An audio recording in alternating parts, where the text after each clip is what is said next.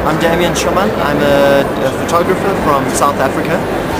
All of my work revolves around social issues, and the four pillars which I structure my work on are advocacy, awareness, research and education. So basically through the process of photography and the outcome of it, trying to make the work as proactive as possible to improve the conditions which I focus on. We're at the World AIDS Conference at the moment, where we're using two exhibitions of mine which I've joined together to try and advocate and raise awareness around the co-infection of tuberculosis and HIV. I'm doing this by highlighting the lifestyle and living conditions which contribute to TB and HIV, and the reason we're doing it here in particular is to show the human condition juxtaposed to the sort of the scientific and the industrial side of AIDS, so that we can see sort of a full spectrum of what AIDS is all about.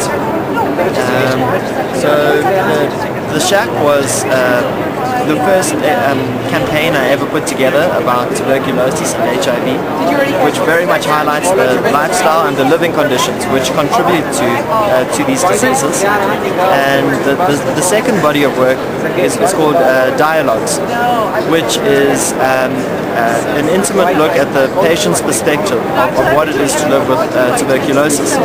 But because of the high co-infection rates, we have brought it to this conference as well.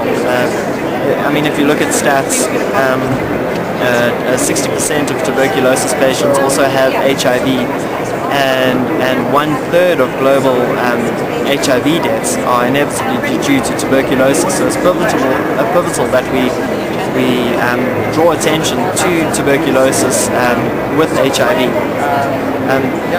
Would you like to come through and have a tour of the house?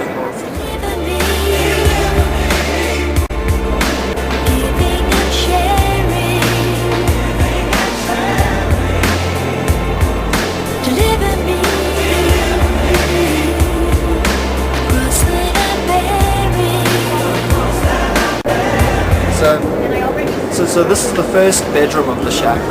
Well, it's not a bedroom, it's a living room. And I've used the space to highlight stories which are true of the communities in which I work. I suppose a very important point to add in here is that even though this work was based in South Africa and Zambia, the conditions are true the world over. We've had people come through from Asia, the Americas, even parts of Eastern Europe saying that they've experienced or witnessed the same conditions or stories in their hometowns. So the types of stories I look at in this living room are, for example, implementation of treatments, access to healthcare in the clinics, various other programs which are running in these communities, such as door-to-door testing of TB and HIV, Meals on Wheels, which distributes food to people who are unable to leave their homes. Other community programs which just try to uplift and try and assist people who are either sick with TB and or HIV, and because they are so closely related to poverty, a lot of the work falls over into other social issues which are true to poverty-stricken areas as well. Everything from housing to distribution of food and basic healthcare.